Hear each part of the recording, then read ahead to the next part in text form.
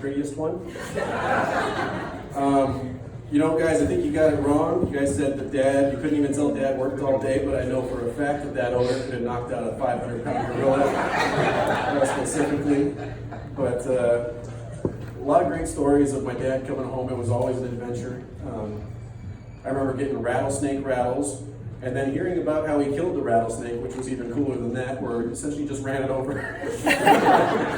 But I remember having a tarantula or whatever the heck spider that was brought home, and after my mom's horror, it was just disappeared the next morning.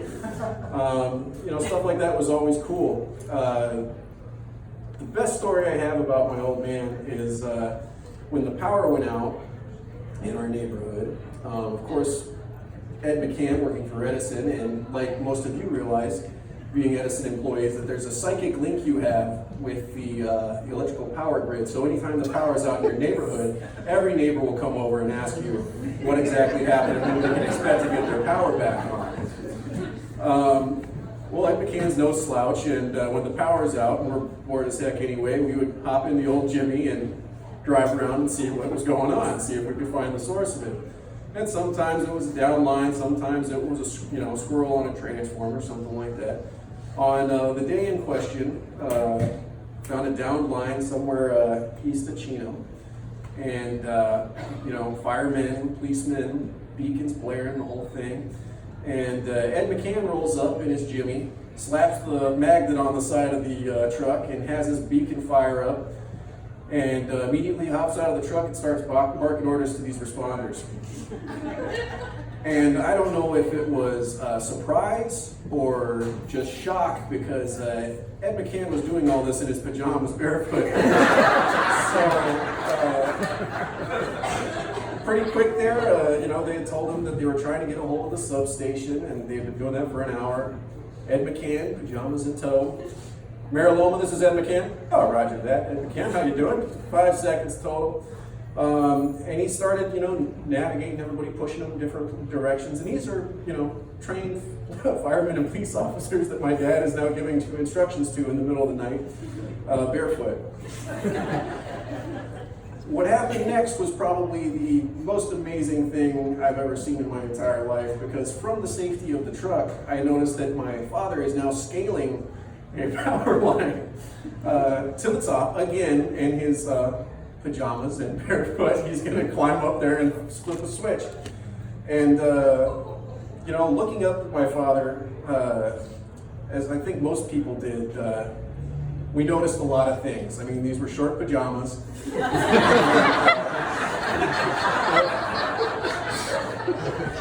But what I was really referring to is the confidence that this man, who was not dressed for the job, and the fluidity of his movements, no one could have guessed that. It was something, freakishly from another world, because he had zero doubts in his mind that he could go up there, flip that switch, get back down, and be back home before dinner. So, it was quite a story that my friends to this day still don't believe. But I'll never forget the night that Ed McCann restored power to half a Chino, barefooted in his underwear, basically. And that wasn't the first time that I looked up to you, Dad, and it certainly wasn't the last. And you'll always be a figure of legend in my book, and happy to be your son.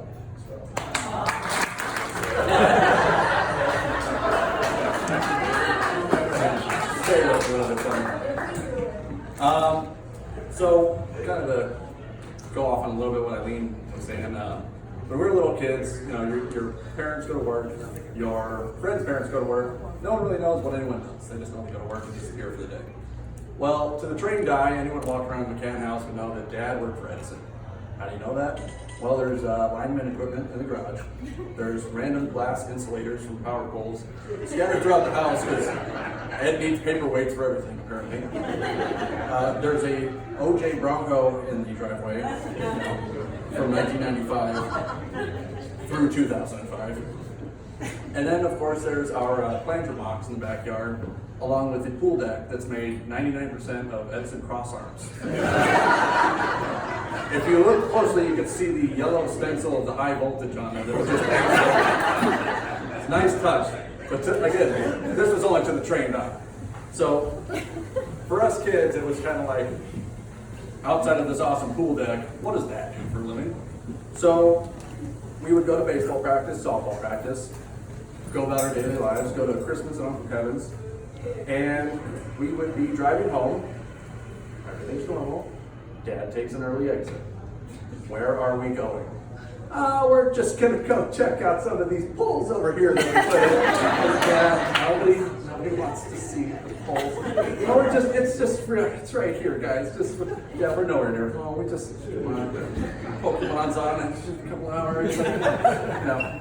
So we're driving, next thing you know, hey, see these poles? We put these in. See, you know how tall that? No one cares how tall that is. Nobody knows what 500 kV means, Dad. We're just don't stop the car, Dad. Don't stop the engine. So this went on, and this was not a one-time occurrence. This was our childhood, and it was kind of a running joke in my family. It was a running joke. Don't get in the car with Dad. You know where you're going. You sure know. It's got guys down there. You don't want to. Just watch out.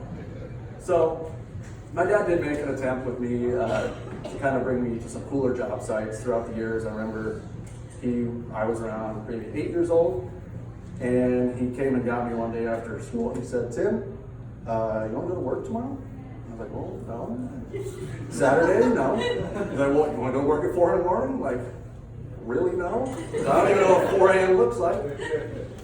And he took, he knew me, and he knew that me and my neighbor, my good friend Sean, occasionally blowing up some fireworks in the front yard. And he's like, we're gonna blow up a hotel? I'm in.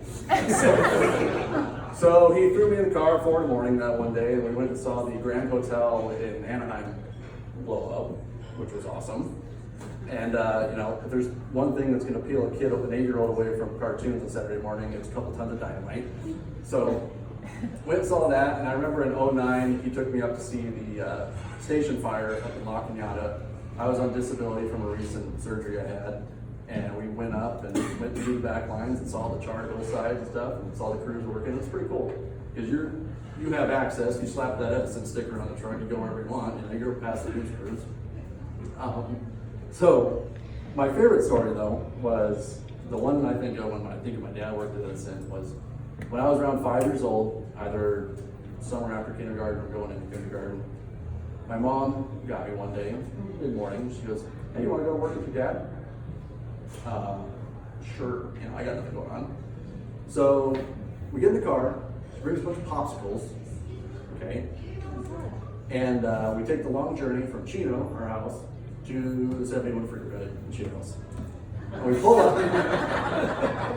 up, and there's Dad out there with his gear on, and his crew's out there, and there's some big yellow trucks out there, and there's a big pole on the ground, and there's a big drill going. I'm like, for a kid that's 5 years old and likes playing with Tonka trucks in the front yard, this is pretty awesome, because this is the full-size version of it.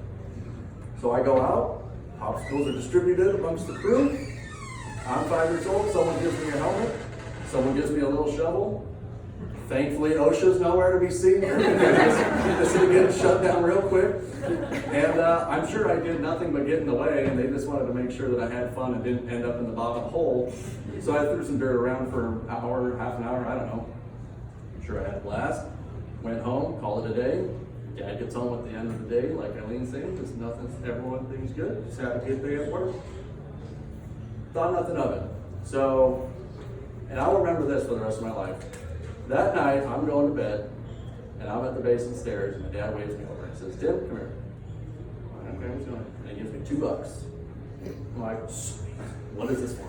And he's like, you earned this today. You went to work, and you got $2. And I'm like, awesome. And it was like this feeling I had, even as like a 5-year-old, 6-year-old, whatever I was, that like I'll never forget, because it was the first time someone gave me money that I earned, and not that was like in grandma's birthday card or something like that. It was something that I earned, and I felt great about it, and that kind of instilled that passion in me to kind of like go to work and make money. And it also clicked that this is what Dad does all day. He goes to work, he makes money, and that's how we're able to buy stuff. he goes to work down the street, digs holes, eats popsicles. It's all good. That's got to figure it out. We got to help you doing that. So, fast forward 20, 25 years. I'm now a project manager myself at a material handling company in Irvine. And I'm driving around with my wife. We like going to games, going to concerts, whatever. My company services all of California and Nevada. And I'm driving around, and here I catch myself nudging my wife. Hey, see that building over there? My guys put those doors in. Hey, you see that one over there? You put the lift in over there. And she's got the same look on her face that I did. No, we're not pulling over. And so then, this went on for quite a while before I realized it. And then I just said, it struck me one day, and I was like, you know what? I'm becoming my dad. And you know what? I'm all right with that, Dad. So here's to you. To come tonight. My dad is an incredibly low maintenance, no fuss, no drama, no confrontation kind of guy. So when he eventually retired, he really did not want any kind of party. And of course, my mom and I weren't going to take no for an answer. So the fact that you guys all showed up, thank you so much for proving us right. It's a rare opportunity to be able to just pay gratitude to my dad and have him sit there and take it. So this is a really special night. So thank you guys all for coming. And Dad, thank you for being game for all of this. And again, can we please give a round of applause to my mom for planning all of this?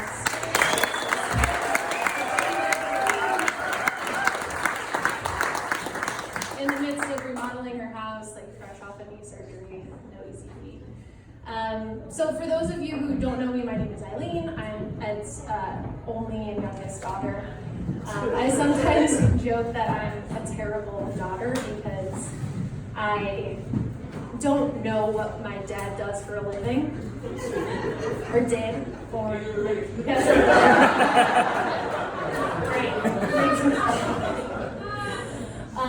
and that makes me sound bad, but to unpack that a little bit, so I'm 28 years old.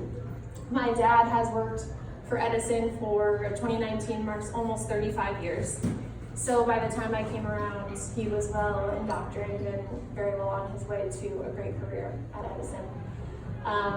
My dad has always been very good about keeping his personal life and his professional life separate, to the benefit of our family. I don't know that he's ever really realized that. I didn't realize it until I was older. But just to unpack that a little bit, growing up with my dad, every day before the sun was up, my dad was off to work, and far earlier than I was ever down for school. And every day he was home at about the same time. And as soon as he would walk through that door every night, he was not Edison guy. He was not wearing his work day on his sleeve. He was just dad. And coming home to 3 crazy kids and a wife, he really didn't have time to be anything other than what we needed him to be. So, a tutor, art director, landscaper, handyman, whatever that might be. For me in particular, it was always had something to do with softball in some capacity. I spent most of my life playing softball. My favorite moments with my dad, I don't know if I would say my favorite, but certainly our most exclusive one-on-one time would be my pitching lessons. The reason being that my dad was my catcher. So this was specifically a time that my dad had to spend with me. Thinking about it growing up, I went to pitching lessons from the time that I was 10 to the time that I was 18 years old. It was a long time. I would always think about when, on days where we had lessons, this was once a week for 8 years straight. I remember when my dad would come home from work, I would always pretend like I had no idea what we were supposed to do that day because I just didn't want to go, to be honest. And my dad would never forget that we had a lesson. And never once did it occur to me that my dad, after working an 8, 9, 10-hour day, might not want to go drive half an hour and sit on a bucket for 45 minutes and get pelted with softballs by a 10-year-old girl. And the reason that that thought never occurred to me was because my dad never once wavered in his commitment to whatever I needed to do. So every day, he would get home and I would be playing outside with my friends and he would pop out of the car and be like, "What are you doing? Get your glove. We have a lesson at 5, let's go." And that, that says a lot about my dad. That's how he was really our whole life. Never once did he come home acting like he had a bad day. I mean, you would swear my dad's job every day was to just go play with kittens for 8 hours because he never once acted like he had a bad day at work. He would always come home with a great attitude. That's just that persistent, consistent, positive attitude my dad always had. And I want to just take the opportunity to, one, apologize for the countless balls you took off of the foot, shin, some occasionally face over the years.